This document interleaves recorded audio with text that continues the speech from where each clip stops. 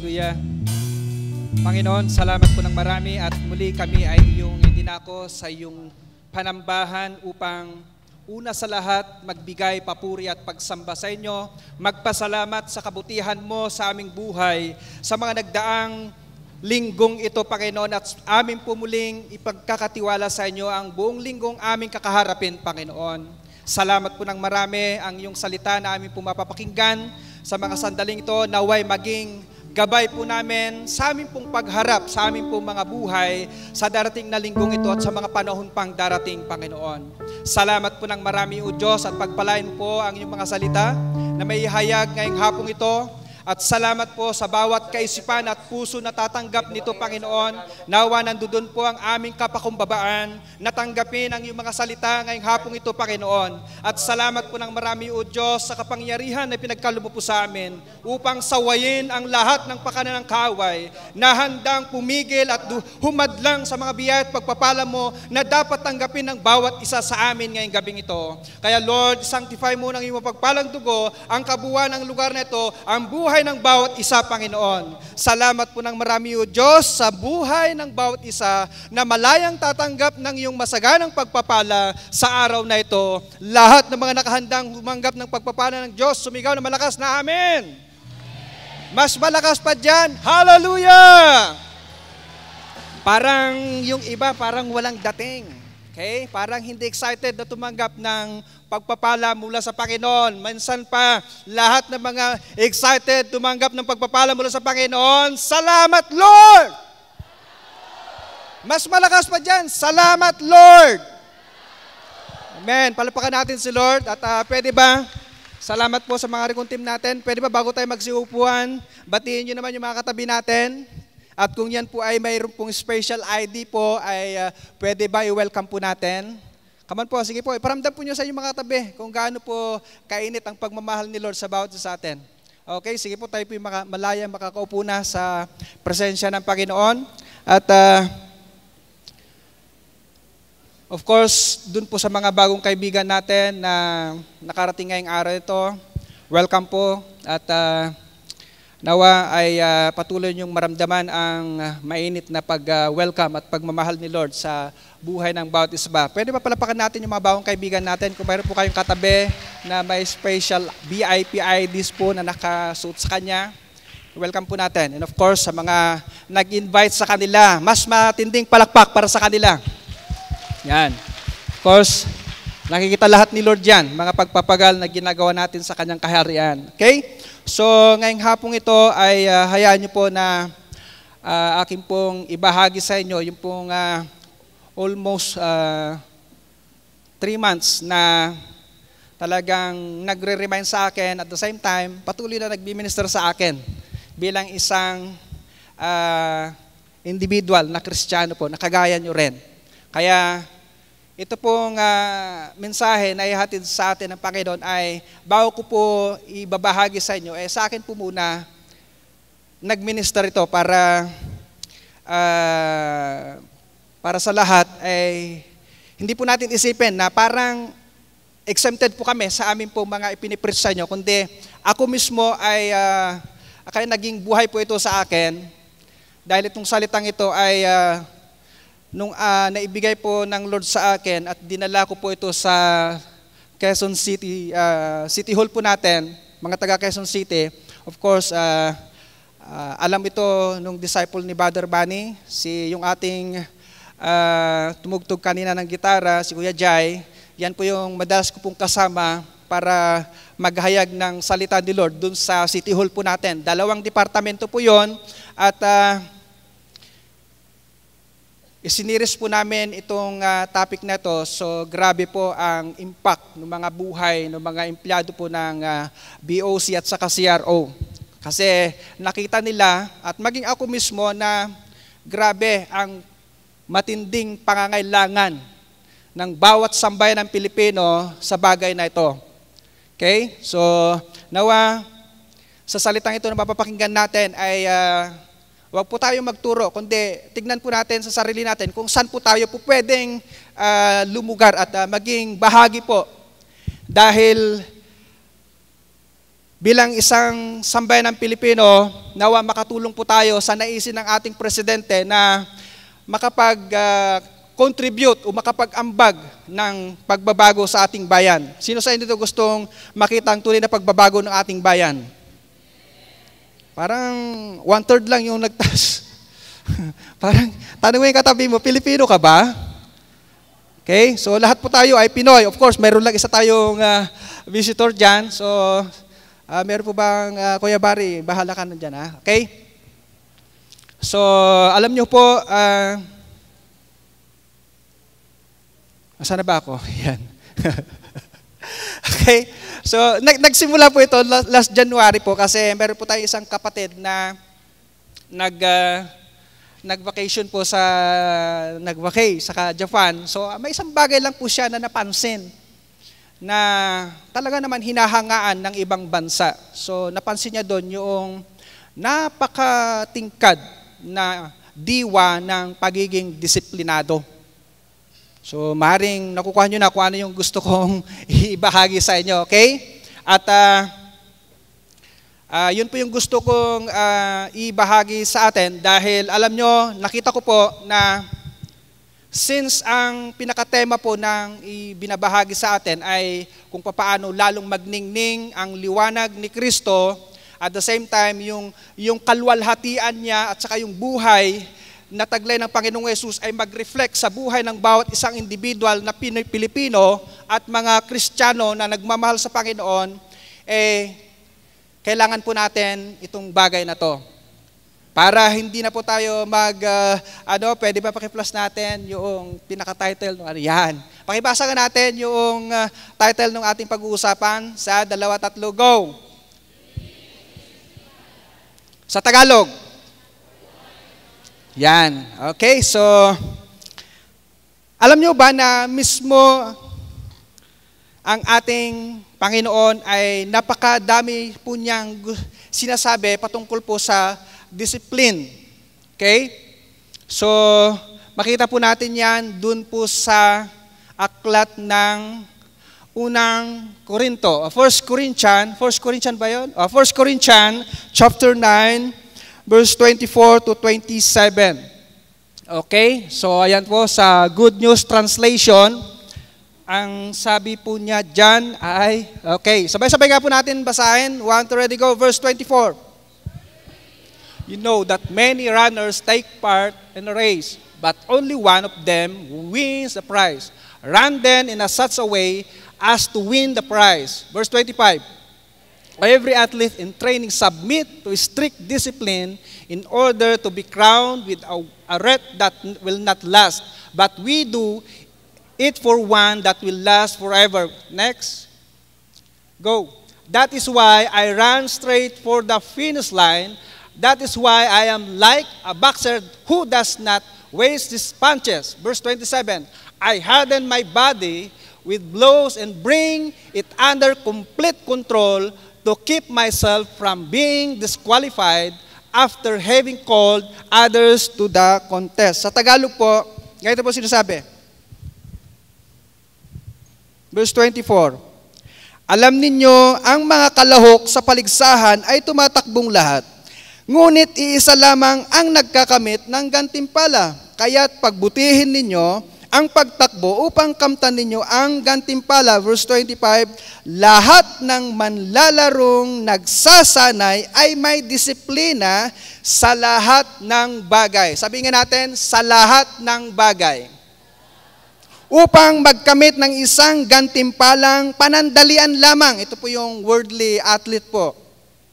Ngunit ang gantimpalang hinahangad natin ay panghabang panahon. Ito po yung eternal crown. Hindi ako tumatakbo ng walang patutunguhan at hindi ako sumusuntok sa hangin. Verse 27, subalit pinahihirapan ko ang aking katawan at sinusupil ito upang sa gayoy hindi ako maalis sa paligsahan pagkatapos akong mangaral sa iba. Pagpalain po ang pagkabasa ng salita ng Panginoon. Pwede ba palapakan natin si Lord? Okay, so maliwanag po na sinasabi ng Panginoon na ang buhay po ay tila hinalintulad niya sa isang manlalaro.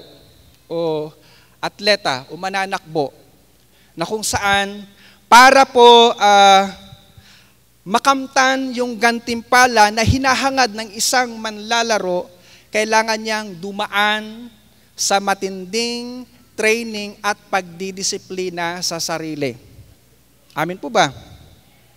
So, yun po yung gustong puntuhan ng Panginoon sa atin ngayong hapon. Yung tinatawag na self-discipline o disiplina sa sarili. Alam niyo ba, ako'y naniniwala na kapag ang bawat Kristiyano o bawat sambayan ng Pilipino ay magkaroon ng tamang disiplina, hindi mo kailangan magsalita para ipakita ang kaluwalhatian ng Diyos. Agree po ba kayo doon? Parang tatatlo yung uma-agree. Alam nyo, gaya ng sinabi ko sa inyo kanina, napakarami pong humahanga sa bansang Japan at isa na ako doon. At the same time, sa bansang Singapore. Sa isang kadahilanan, napakapayapa, napakalinis, napakaayos ang mga tao doon. Alam nyo ang isang naging susi nila? Dahil ang mamamayan ng bansang nabanggit ko ay merong malalim na disiplina sa sarili. Amin po ba? At yun din ang isang pinatutuhanan ng ating presidente na pagnanais niya. Nakita ng ating presidente, nakabasa po ako ng kanyang talumpati nung nakaraang February 17 or 18 ata yun. Doon po sa PMA alumni na kung saan, ganito po ang sinabi niya. Paki-flash nga yung sinabi niya, Kuya Richard. Next slide. Tingnan nga. Yan. Ganito po ang sinabi niya. Doon po, ayan. Sabi niya, nakita niya, sabi niya, hindi ako nagkukunyaring banal. Pero alam ko na ang pundasyon ng ating bayan, dalawa. Katuwiran at disiplina. Ako'y uma-agree dyan.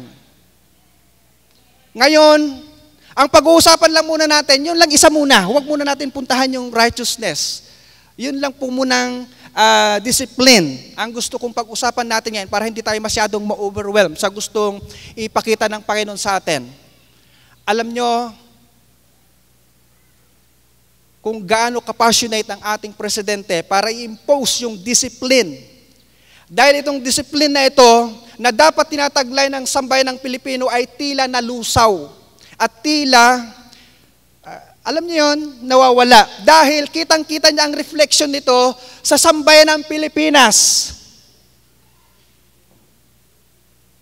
Ito nga lang ho, sino sa dito ang madalas naglalakad papuntang Alimol? Mula rito papuntang Alimol. Ha? Taas ka ng kamay, taas ang kamay. Okay, bibigyan kayo ng isang senaryo. Pagtapat nyo doon sa pader ng Meralco, doon sa Pitwason, ano ang unang-unang mapansin nyo? Ha? Ano? Kayo nagsabi niyan, ha? Napapansin ko, pati mismo ako, sa tuwing ako'y napapalakad doon, hindi ka magdadalawang. Minsan nagkakantsawan kami ng asawa ko, Pastor Alina, kayo mga babae talaga, nagkalat na naman. Ginaganon ko, pero alam niyo yun, reflection yon ng kawalang disiplina ng mga Pinoy. Nakukan yun? Ano pa? Bakit tayo namumroblema sa traffic? Anong isang dahilan? Bakit di kayo makasalita? Hindi nyo ba nakikita kung anong matinding problema natin pagdating sa traffic? Disiplina. Bakit namumroblema ang mga MMDA sa pagsaway ng mga Pinoy, sa pagtawid kung saan-saan? Anong problema? Kawalang disiplina. Dahil sabi doon karatula, may namatay na dito, bawal tumawid. Pero ano nakikita natin sa mga Pinoy? Tawid dito, tawid doon. Alam nang may namamatay doon. Tawid dito, tawid doon. May ginawa pang MMDA na overpass. Pero anong ginagawa ng Pinoy? Ha? May bakod na yun, may bakod na yun. Pero ang Pinoy, grabe, ang ganda, payapa kang aakyat doon. Pero anong pinipili ng Pinoy? Takbo dito, takbo doon, tawid dito, tawid doon. Akyat ng bakod dito, akyat ng bakod doon. Tapos kapag nabunggo, sisisihin yung driver. Amin po ba? So ganun po kalalim ang problema ng kawalang disiplina sa ating bayan. Nawa sa pagkakataong to, makapag-contribute po tayo ng pagbabago para sa ating bayan. Para nang sa ganon, yung liwanag na gustong makita ng sambayan ng Pilipino sa pamamagitan ng pagiging disiplinado natin ay makatulong tayo ng pagbabago sa ating bayan. Lahat ng mga umaagri, magsabi ng amen. Alam nyo, kung salitang disiplina ang pag-uusapan natin, kahit saan mo dalhin sa area ng buhay natin, applicable po yan. Amin po ba? Kay kakain ka, kay matutulog ka, kay maliligo ka, kay nakaupo ka, kay anumang ginagawa mo, kaya nga sinabi niya kanina doon, sa lahat ng bagay, ibig sabihin, sa lahat ng ginagawa mo, kakambal mo dapat ang disiplina.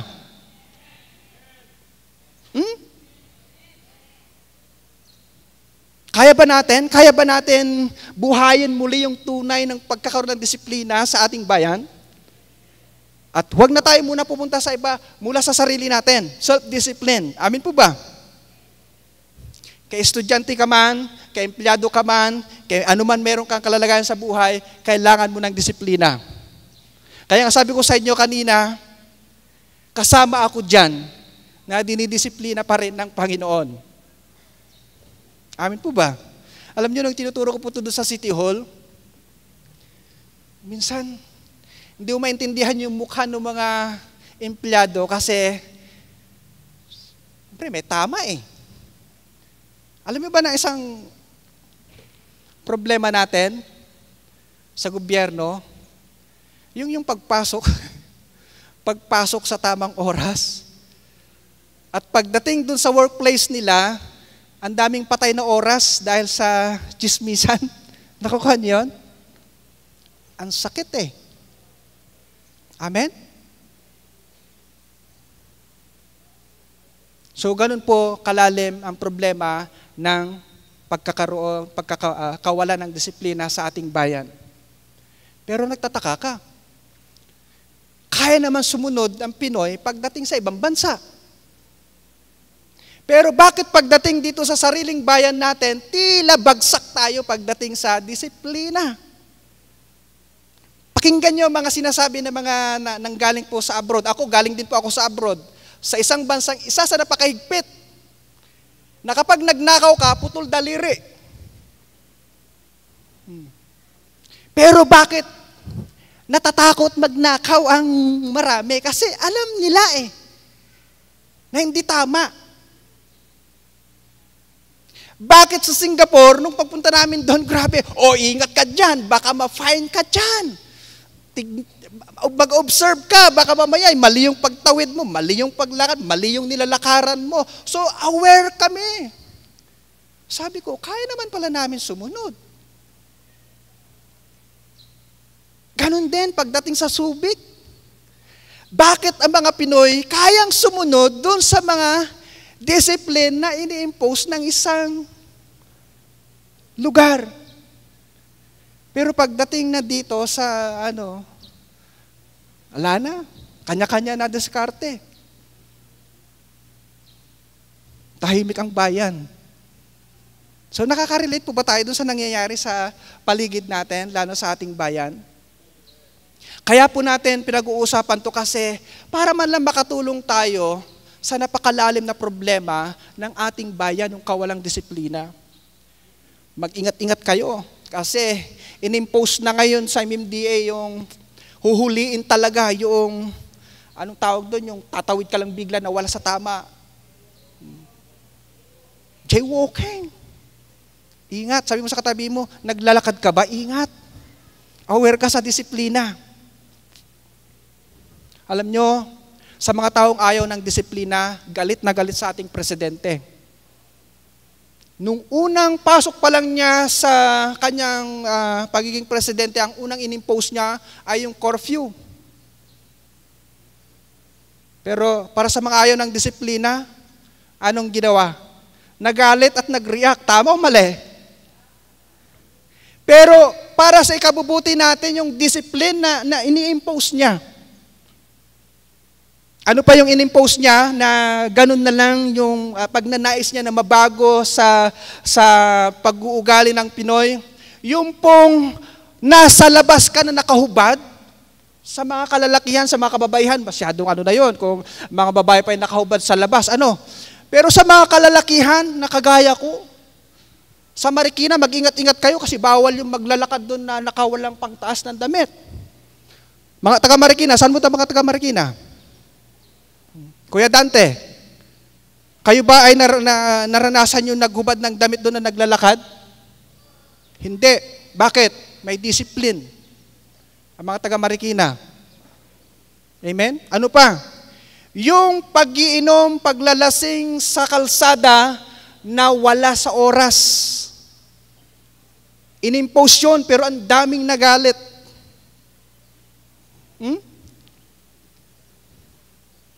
Pero sa Paranaque, may 100 yung pinaguhuli ng isang linggo, isang araw ata yon, nang dahil sa tigas ng ulo. Sabi, bawal yung gano'n, bawal yung, pinipilit pa rin gawin. So tignan natin, nakita natin yung napakalalim na problema ng kawalang disiplina sa Pilipinas. Since taga-Pilipinas tayo, siguro maging aware din po tayo dito. Lalong-lalo na tayo mga nagsasabing Kristiyano at kumikilala sa Panginoon. Alam nyo ba na kung mayroon mang unang tinitignan ng Panginoon na disiplinadong nilalang sa ibabaw ng mundo, ay tayo mga nagsasabing nagmamahal kay Lord, yung mga disciple ni Lord. Tatatlo yung nag-amen ha. Tanong mo yung katabi mo, disciple ka rin ba ni Lord? Alam niyo ba yung salitang disciple? Doon po kinuha yung discipline kasi ang mga disciple, disiplinado po yan. Again, ulitin ko, ang mga disciples po ay mga disiplinado po yan. Ang lakas ng amen natin. Pero pagdating dun sa mga ini-impose ni Lord na mga trainings natin, mga discipleship training natin, bakit ayaw nating puntahan? Sige nga. Hindi na kayo makatingin sa akin. Again, ang mga disciples po ay mga disiplinado po iyan. Humihina, pahina ng pahina ang pag-amen. Ulitin ko, ang mga disciples po ni Jesus ay mga disiplinado po iyan. Salamat po at nakuha na po natin. And of course, alam na po natin na ang mga disciples po ay nag-a-undergo po yan ng training at saka strict discipline. Ayun po yung sinabi doon sa word natin kanina. Tama po ba? Ang isang manlalaro na hindi mag-undergo ng training at saka pagdidisiplina sa sarili ay hindi kailanman mananalo yan. Tama o mali? Sabi mo sa katabi, may tama tayo talaga. Okay? So, ganun po talaga ang pangailangan natin ng pagkakaroon ng disiplina sa Panginoon. Pansin po natin yung word kanina, meron pong crown doon, crown, corona. At wala pa po akong nakita at napakinggan na manlalaro na ang kaisipan at naisin ay matalo. Meron po ba kayong narinig na gano'n na magsisimula pa lang siya mag-training, ang kaisipan na kaagad ay, hindi, matatalo naman ako, hindi. Wala naman ako mahihinatnan dyan. Hindi na. Bakit ka pa pumasok bilang manlalaro kung ganun din lang naman ang kaisipan mo? Tama po ba? Again, ang lahat na mga manlalaro ay may kaisipan. Matalo, manalo, ang kaisipan niyan, manalo. Kasi kung sa una pa lang, bilang isang manlalaro, ang kaisipan mo ay talo ka na, huwag ka na lang sumama. Magsasayang ka lang ng pagod at pawis. Tama po ba? Kaya ang lahat ng mga manlalaro, kahit na sa bandang huli, talo sila, ang kaisipan niyan, dinidisiplina ang isip niya, mananalo ako, mananalo ako, mananalo ako. Kahit na sa tingin ng marami, dihado. Amin po ba? Dapat ganun din ang mga Kristiyano. Since kasama ka na sa takbuhin sa Panginoon, dapat ang kaisipan mo, araw-araw, mananalo ako, mananalo ako, mananalo ako, mananalo ako. Kasi kung ang kaisipan mo bilang Kristiyano, sa simula pa lang, talunan ako, talo ako, talo, matatalo ako, wala talaga ako, wala ka talagang kwenta. Amen po ba? Ganon katindi ang pangangailangan ng pagkakaroon ng disiplina sa sarili, na yun din ang sinasabi ng Panginoon sa atin bilang mga nagmamahal kay Jesus. Agree po ba tayo doon? Yan. Huwag kayong mag-alala kasi pinapakita lang ni Lord, pero ikukumport tayo mamaya. Papakita niya kung gaano kahalaga ang pagkakaroon ng disiplina sa sarili. Okay? Tingnan natin kung ano yung simpleng kahulugan ng self-discipline. Next. Okay? Anong ibig sabihin ng self-discipline? Basahin nga natin. 1, 2, ready, go.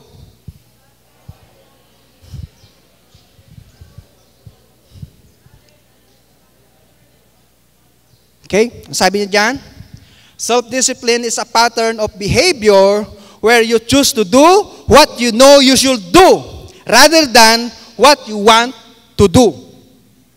Ito daw po ay isang huwaran ng pag-uugali na kung saan pinipili mong gawin ang isang bagay na alam mong dapat mong gawin kaysa piliing gawin ang gusto mo lang gawin. Alam nyo, sa ating mga Pinoy, yun po ang naging problema natin. Ang pinipili na lang nating gawin yung komportable nating gawin. Pero wala naman itong magandang pakinabang sa sarili natin.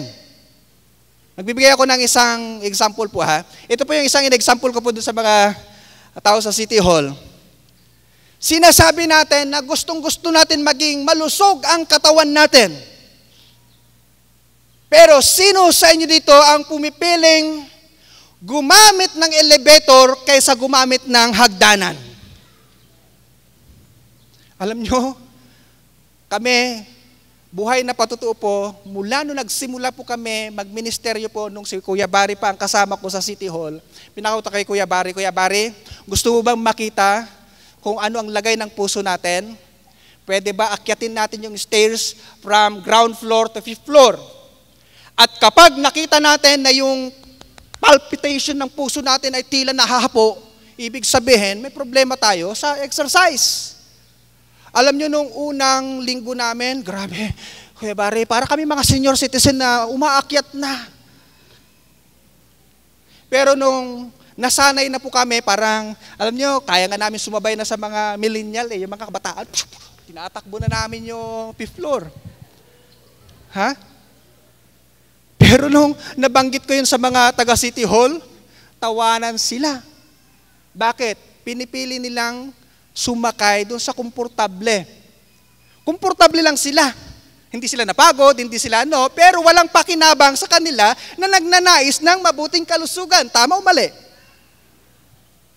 So yun, ganun po yung sinasabi ng self-discipline, yung pipiliin mong dapat gawin, yung alam mong pakinabang sa'yo, kaysa yung komportable mo lang gawin, na wala namang pakinabang sa atin. Tama o mali? Eto ha, pagdating sa pagkain, ha? Paano tayo nagdidisiplin sa pagdating sa pagkain? Eto ha, alam natin na ang ampalaya ay napakaganda sa kalusugan ng tao, pero mas pinipili nating kainin ang mga chichirya. Tama o mali?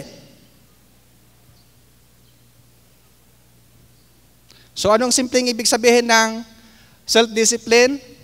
Pagtatama o pagtutuwid. Hindi ito para patamaan ko kayo ha, kundi parang gano'n na rin. Kaya sabi mo sa katabi mo, may tama tayo talaga. Kasi baka ma-misinterpret nyo naman, pastor talaga, pinapatamaan ako. Yan tayo, ibig sabihin, no? Pagtatama o pagtutuwid.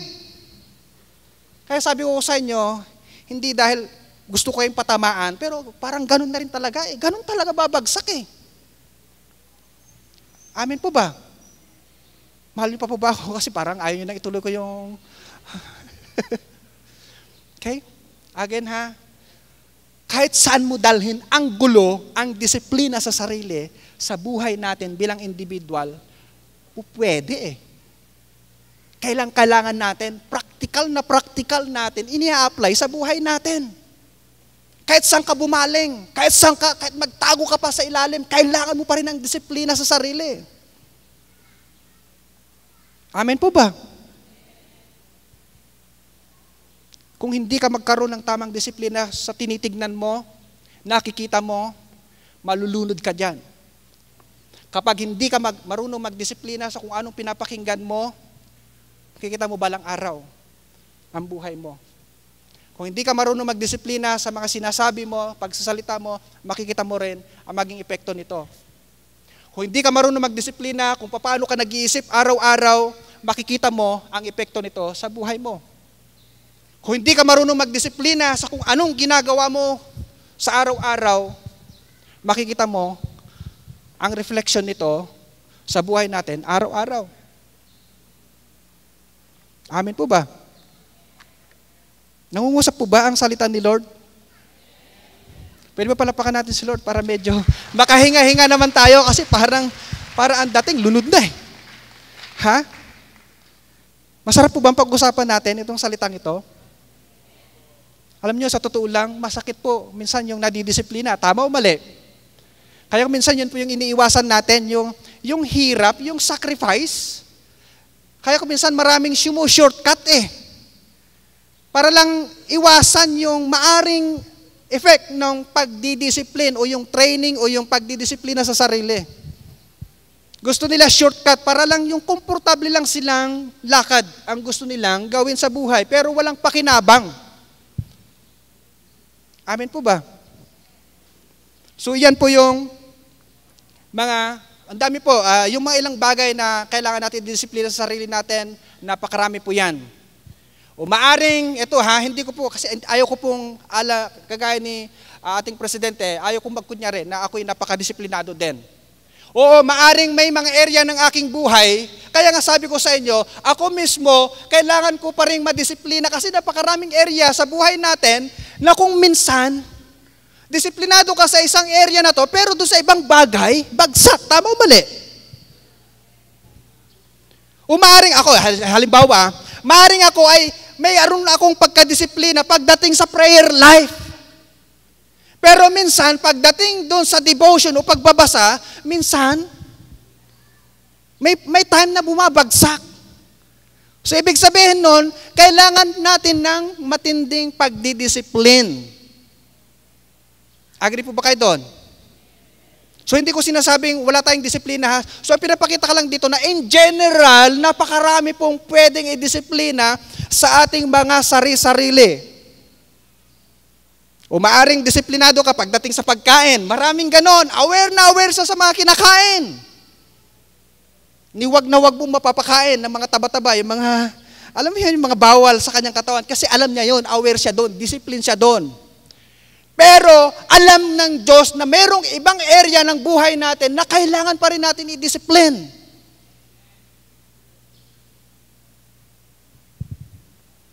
Tahimik ang bayan. Kaya ako, sinasabi ko sa inyo, Lord, salamat po dahil nire-remind mo kami araw-araw. Hindi ito para pagwikaan tayo, kundi nire-remind tayo. Sabi mo sa katabi mo, pinapaalalahanan lang tayo ni Lord. Hindi tayo pinatatamaan. Sabi mo sa katabi mo, hindi ka pinapatamaan ni Lord. Pinapaalalahanan tayo ni Lord para magkaroon tayo ng tamang disiplina sa sarili. Amin po ba? So ano pa yung mga kailangan natin matutunan sa hapong ito? Of course, mabibigay ko ng mga ilang pakinabang kapag tayo po ay nagkaroon ng tamang disiplina sa sarili. Number 1. Pakibasa natin yung number 1. Self-discipline keep us healthy. Lahat na mag-a-agree, magsabi ng amen. Saan tayo pwedeng maging healthy kapag tayo po ay nag-impose ng discipline sa sarili natin? Of course, hindi lang sa physical. Saan pa? Sa pag-iisip natin. Saan pa? Sa emosyon natin. Saan pa? Sa buhay espiritual natin. Saan pa? Alam nyo, ang isang problema, bakit po busaklak ang marami pagdating sa pera? Hindi po dahil kulang o wala. Wala lang disiplina. Lahat ng umaagri magsabi ng amen. Again, ulitin ko ha. Minsan ang problema natin pagdating sa pera, hindi po dahil wala o kukunti, kundi yung tinatawag na kawalan ng tamang disiplina. Masakit talaga kung mangusap si Lord pagdating po sa salitang disiplina. Kasi siya mismo nagsasabi na wala pong disiplinang madali. Sabi mo sa katabi mo, wala pong disiplinang madali. Meron at meron kang mararamdaman na pain o kirot o hapdi. Kaya kung nasasaktan tayo ngayon, wag mo nang. Wag na kayo magalit sa akin. Nakuha niyo yun? Kasi nalungkot ako minsan, may pangyayari Wala naman akong intensyon na personalin ang mga nakikinig. Pero nabalitaan ko nagtampo sa akin, nagalit sa akin. Wala naman akong alam na ano yung meron siyang sa buhay. Nakuha niyo yun? Para nasabi ko lang yata noon ay gumamit ako ng survey from America na inirelate ko lang sa mga churches natin. Nasa loob ng church, minsan maraming mga sinungaling. Na-misunderstood po ako doon, kaya sumama ang loob. Sana ito pong way na pangungusap muli ng Panginoon sa atin, pagdating po sa salitang disiplina, huwag po natin mami-misunderstood kasi masakit talaga minsan. Pero kung tatanggapin po natin ng may pagpapakumbaba, ang pagdidisiplina ng Diyos sa atin, then makikita natin ang magandang bunga nito pag napagtagumpayan po natin ang disiplina na ginagawa ni Lord sa buhay natin. Amen po ba? Pwede ba palapakan natin si Lord?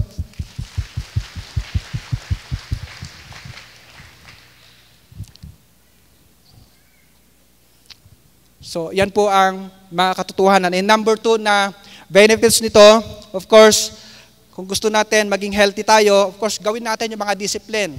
Halimbawa, nakakalungkot po dahil sa loob ng church, napakarami pong spiritually unhealthy. Nakukuha niyo yun?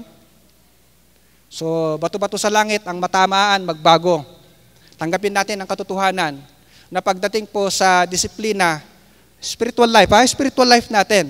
Kung gusto nyong maging malusog ang ating spiritual life, then disiplinahin mo ang sarili mo, magkaroon ka ng pananalangin personal sa Panginoon. Magkaroon ka ng disiplinadong personal na debosyon sa Panginoon. Magkaroon ka ng pagdidisiplina sa sarili mo na mag-undergo sa mga trainings ni Lord. At ang church naman, hindi naman nagkulang para tugunan ang lahat ng mga bagay na yan. Kanya nga lang nakakalungkot, maraming umiiwas pagdating po sa PEPSOL trainings po ni Lord. Papaano natin maranasan yung bunga ng discipline, spiritually healthy, kung ayaw naman natin puntahan ang mga sinasabi ni Lord, na mga trainings niyan, at saka strict discipline ni Lord?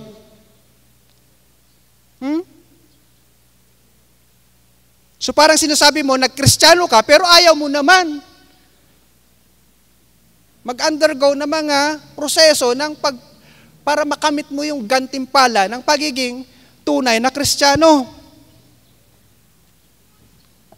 So kayo na po ang bahala mag-research ng mga ibang papaano paraan maging healthy sa physical natin, maging healthy yung pag-iisip natin, maging healthy yung emotion natin, maging healthy spiritually natin, and of course, maging healthy ang financial na aspeto ng buhay natin. Bibigyan ko kayo ng assignment, i-research nyo na lang. Pero, pag nagkaroon ako ng pagkakataon, ang isang itatakil ko sa inyo ay kung paano disiplinahin ang ating pag-iisip.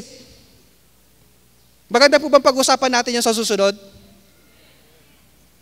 Salamat sa mga umagre at hayaan niyo po kasi yun po yung sumunod, next na siniris ko po dun sa City Hall na nagbukas sa kanilang kaisipan. Kasi marami pala doon, gulong-gulo ang kanilang kaisipan araw-araw. So hindi nila alam ang solusyon kung paano magkaroon ng mapayapang kaisipan. Samantalang araw-araw nakakabasa sila ng think positive, pero walang effect sa kanila. Nakukuha niyo yun? Baka marami sa atin dito, pag magulo ang isip, iniisip na lang natin think positive, pero parang wala rin nangyari. Kasi nga, hindi pa kompleto yung sinasabi, nung think positive, kailangan meron kang gawin. Amin po ba? So, pag nagkaroon ulit ako ng pagkakataon, maring yun po ang next na i-share ko po sa atin. Dahil gusto ko pong susukan to, dahil napakalaking papel po ng disiplina pagdating po sa hinahangad nating buhay, kalwalatian, at liwanag ni Kristo sa buhay natin. Amin po ba? Secondly, na pakinabang ng pagkakaroon ng disiplina sa sarili. Of course, self-discipline increases our focus and productivity. So kung gusto natin, mas lalong matining ang pagtuon natin sa ginugol natin sa buhay, magkaroon tayo ng tamang disiplina.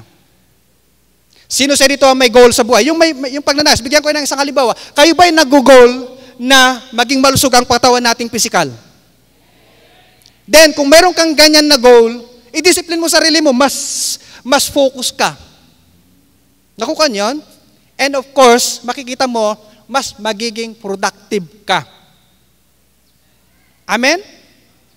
And lastly, na gusto kong ipakita sa inyo na benefits ito, yung ini-enjoy natin ang buhay.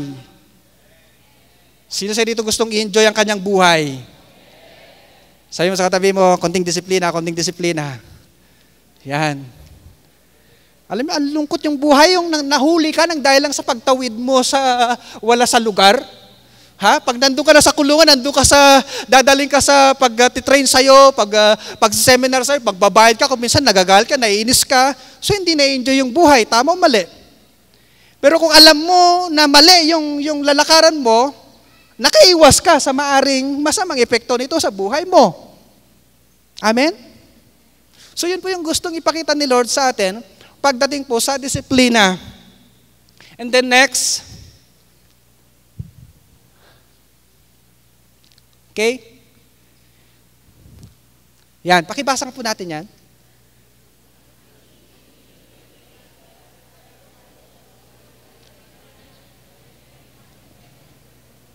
Yan.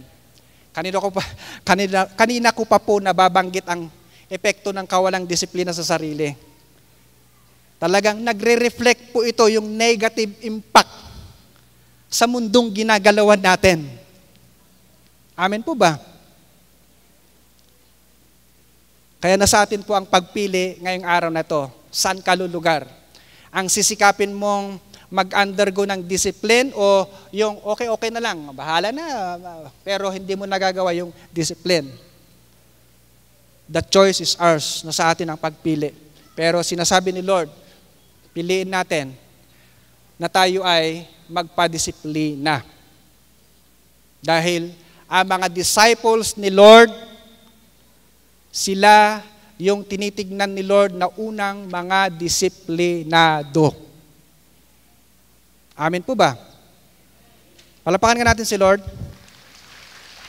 At dito ako magtatapos para makomfort naman tayo kasi talagang nakakalunod eh. Dahil malalim ang ugat eh.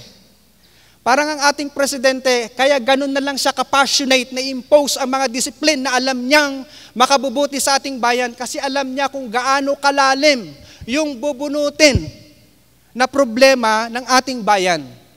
Imagine, walang kapayapaan sa ibang lugar, walang kaayusan, ang dudumi, ang gugulo, ang mga tao ayaw pumila, sa mga pagsakay ng sasakyan, nakikipag-agawan, kawawa naman yung senior citizen na naitabig-tabig na lang dahil sa pag-uunahan. Pero huwag ka dahil ang Japan, grabe, no, nagkaroon ng tsunami sa Japan. Napanood nyo ba yung isang video nila na nagkagulo-gulo na pero ano ang mga Hapon? Anong ginawa nila? Sila ba'y nag-unahan pagdating po sa pagtanggap ng mga relief? Hindi. Kanya-kanya pila. Nakukuha niyo yun? Nakakalungkot sa Pinoy, pag dumating yung mga relief, kanya-kanya hablutan eh. Kanya-kanya agawan eh. So nakikita niyo yan, yung napakalalim na problema natin pagdating po sa usaping disiplina. Okay? Again, kung meron man unang kakitaan ng disiplina, ay mga taga-church ng Lord. Ang mga tao ng simbahan ng Panginoon. Nga lang, nakakalungkot minsan. Ito ha, wag po kayo masasaktan ha, kasi alam nyo minsan, inoobserbahan ko yung mga staff natin, yung mga taga-ayos, taga-linis ng mga worship hall natin. Diba, pagkatapos natin, kanya-kanya tayo, diba? Kanya-kanya largahan. Alam nyo minsan, isang sako, yung nakukuha nilang, napupulot nilang mga basura sa mga pinanggalingang upuan.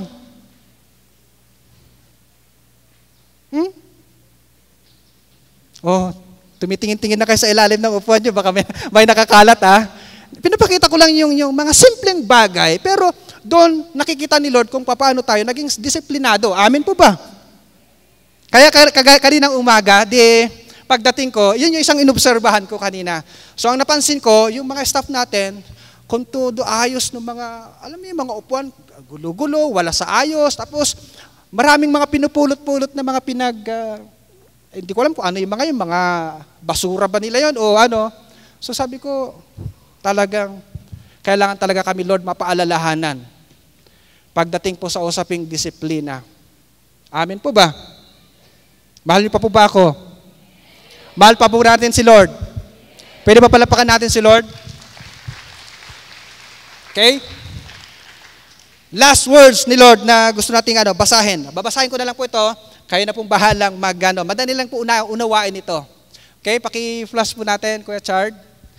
Pwede ba sabay-sabay natin basahin ang Hebrews chapter 12 verse 5 to 11. Okay, verse 5, go!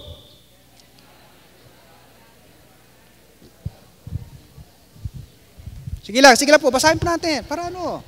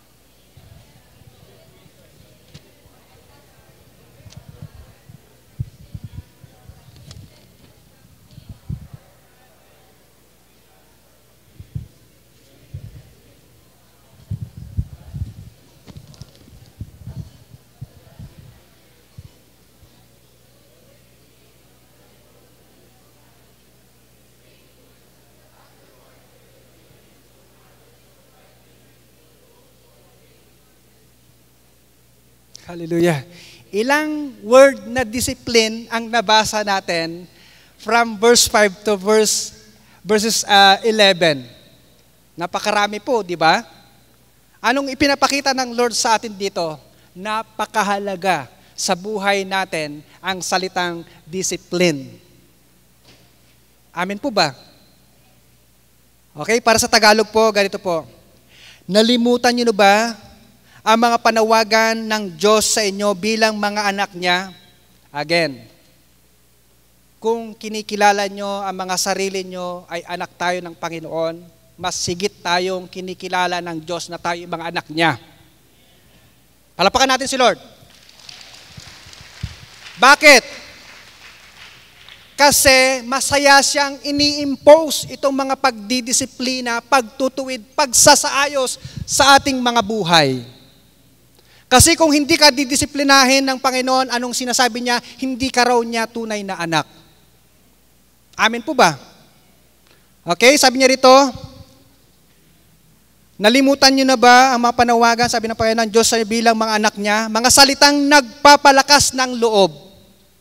Anak ko, huwag mong baliwalain ang pagtutuwid ng Panginoon at huwag kang panghihinaan ng loob kapag ikaw ay dinidisiplina niya. Sapagkat dinidisiplina ng Panginoon ang mga minamahal niya at pinapalo at itinuturing niyang anak. Verse 7, tiisin ninyo ang lahat ng hirap tulad ng pagtutuwid ng isang ama dahil ito'y nagpapakilalang kayo'y tinatanggap ng Diyos bilang tunay niyang mga anak. Sinong anak ang hindi dinidisiplina ng kanyang ama?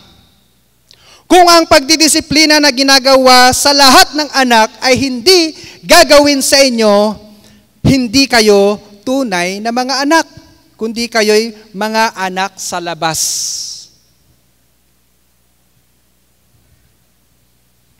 Hindi ba't dinidisiplina tayo ng ating mga magulang at dahil dyan ay iginagalang natin sila? Hindi ba't upang tayo'y mabuhay, mas nararapat na tayo'y pasakop sa Diyos na ating Ama sa Espiritu?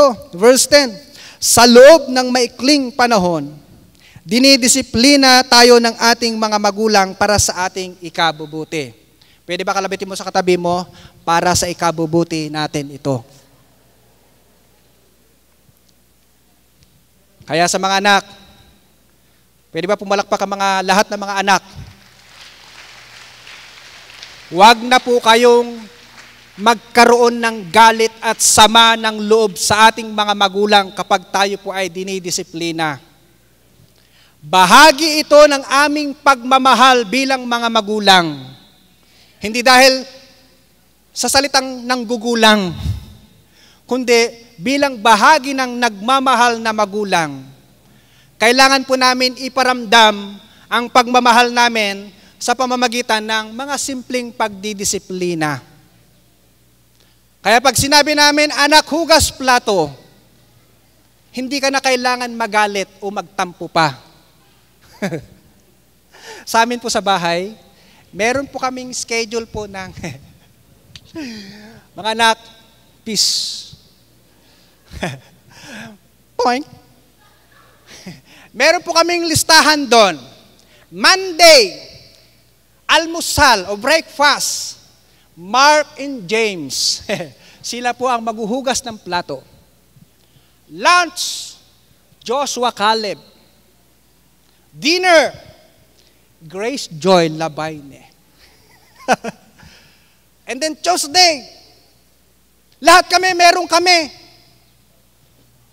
Kasi kapag hindi namin nilagay yon, wala. Binabaliwala yung mga sinasabi namin, kaya kailangan namin maglagay ng nakikita nila para nagre-remind lagi. Ganun po katindi ang mga millennials ngayon. Ang hirap paghugasin ng plato, ang hirap. Nakukon yun? Pumalakpak nga mga lahat mga kabataan.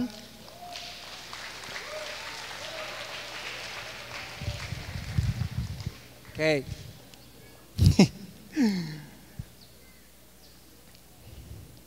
Gayon din naman, itinutuwid tayo ng Diyos sa ikabubuti natin upang tayo maging banal tulad niya. Verse 11, habang tayo itinutuwid, hindi tayo natutuwa, kundi naghihinagpis. Ito po yung sinasabi kong sacrifices o price ng pag-undergo ng pain. Talaga mararamdaman mo yung pain. Kasi ipipihit ka doon sa naging komportable mong buhay. Okay? Ngunit pagkatapos nyon, mararanasan naman natin ang kapayapaan, bunga ng pagsasanay sa matuwid na pamumuhay. O ibig sabihin pala, ang pagdidisiplina ng Panginoon sa atin ay dinadala tayo doon sa isang matuwid na pamumuhay. Kaya doon tayo ngayon lalarga sa tuwid na daan. Amin po ba? Meron po ba tayo nakuha ngayong hapong ito? Sa palagay ba natin, kaya natin i-apply ito? Kahit hindi man natin 100%, pero kaya ba natin magsimula? Una, maging aware ka muna. Okay? Kasi kapag nawala yung awareness mo, makakalimutan mo na naman. Okay? Buhayin muna natin yung awareness natin. Oops! Okay lang na medyo hindi mo ma-perfect, pero ang mahalaga, aware ka na kailangan mong gawing mag-discipline sa sarili natin. Amin po ba? Kasi ganyan ko, tinitrain yung sarili ko. Kasi minsan, pag nakalimutan ko, minsan, lumalarga na naman doon sa hindi nararapat. Kaya sabi ko, oops, discipline, discipline. Oops, discipline, discipline. Ganun po dapat tayo. Amin po ba? So lahat ng mga may nakuha sa Panginoon, pwede ba po balakpak tayo? At pwede ba tayong yumuko at tayo po ay manalangin? Hallelujah. Dakilang Diyos, salamat po ng marami, Ama, sa hapong ito na malaya mo pong ipinahayag ang nais mong mapakinggan namin sa araw na ito para magkaroon po kami ng awareness, O God, sa salita mong disiplina sa aming mga sari-sarili, Panginoon. Lord, napakalaki po ang problema ng aming bayan pagdating po sa disiplina. At bilang mga nagmamahal sa iyo, Panginoon, kami po ang inaasahan mo at gusto mong makita na nagpapakita ng tamang disiplina sa sarili. Kaya Panginoon, salamat po na malaya po namin napakinggan ang kahalagahan ng salita mong nais po naming isapamuhay mula ngayon hanggang sa kami ay maging karapat-dapat ng lubusan sa iyo, Panginoon. Lord, hindi po lingid sa iyong kaalaman na lahat kami, Panginoon, ay mayroong pong kahinaan para disiplinahin ang aming mga sari-sarili, Panginoon. Humihingi kami ng habag mo, Panginoon, para lalo po namin magawang mayroong pong kasiglahan, Panginoon, ang pagsunod sa buhay na nais mo, Panginoon. Ama, salamat po. Nawa ang mga salita mong ito na napakinggan po namin ay hindi lamang po namin na ipasok sa kanang tainga namin at pinalabas sa kaliwang tainga, Panginoon. Kundi o Diyos, pumasok po sa parehong tenga namin, pumasok sa isipan namin, tumimo sa puso namin, Panginoon. Nang sa ganun o Diyos, masimulan po namin itong i-action, Panginoon. Hanggang sa ito'y maging habit na namin, Panginoon. Hanggang sa ito'y maging lifestyle na namin, Panginoon. Lord, salamat po ng marami. Dahil mahal na mahal mo ang bawat isa sa amin, gaya ng sinabi mo sa iyong salita. Lahat ng mga naririto, Panginoon, inaari mong mga anak, Panginoon, na kailangan mag-undergo ng disiplina mo, Panginoon. Ngayon, Ama, tulungan kami dun sa mga bagay na nahihirapan po kaming gawin, Panginoon. Lord, salamat po. Dahil nandyan ka, na laging nagmamahal sa amin, laging umaalalay sa aming mga buhay. Salamat po, Diyos. Salamat po, Ama. Purihin ka, Panginoon. Sambahin ka. Sa dakilang pangalan ni Jesus. Lahat ng mga handang tumanggap ng disiplina ng Panginoon, pwede ba magsabi ng malakas na amen? Pwede ba tayong tumayo lahat?